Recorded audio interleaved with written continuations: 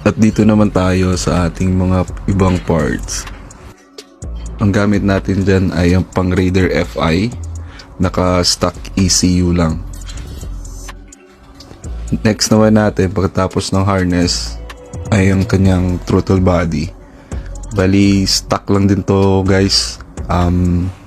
Kasama na rin to nung pagbili ko ng engine na pang GSX.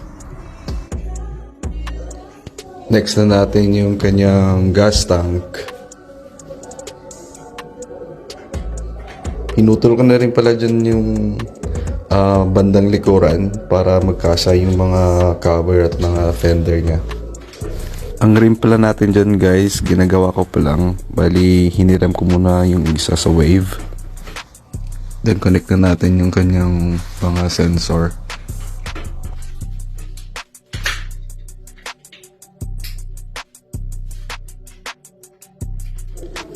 Next is yung kanyang right switch. Lahat ng mga parts is standard ng Raider FI para mas matibay. So nagbutas pala tayo dito both sides.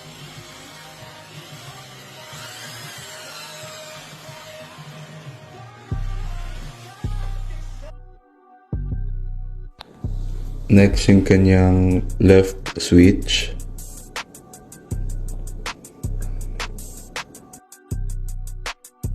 Install na rin natin yung kanyang headlight.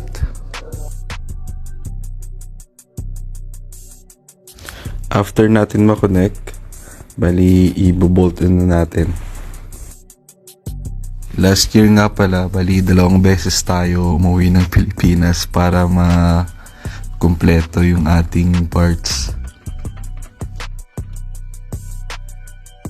Then try natin kung gumagana lahat. All goods. Next naman tayo sa kanyang radiator. So next na natin yung kanyang hose sa radiator. Di ko alam yung brand. Then yung kanyang hose, I think Samco ata to, na kulay blue, para mas bumagay sa kulay ng ating bike.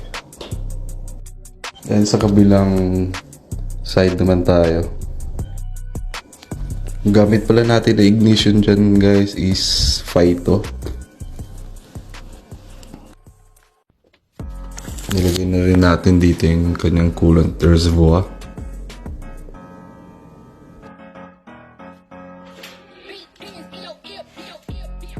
At naglagay na rin tayo ng kanyang coolant sa radiator.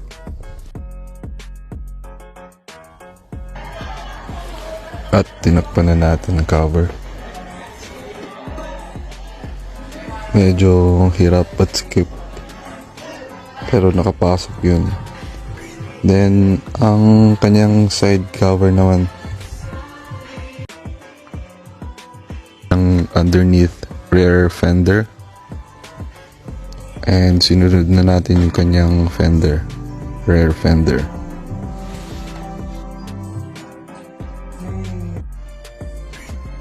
At nag-fit na rin tayo dito ng kanyang battery. Sakto rin naman. Ang kanyang flat seat cover, gamit natin dito is boomerang set. Then last yung kanyang air filter guys.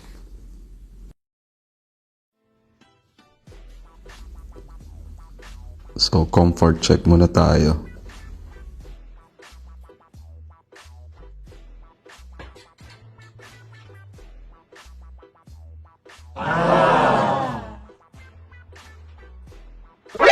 NANI?!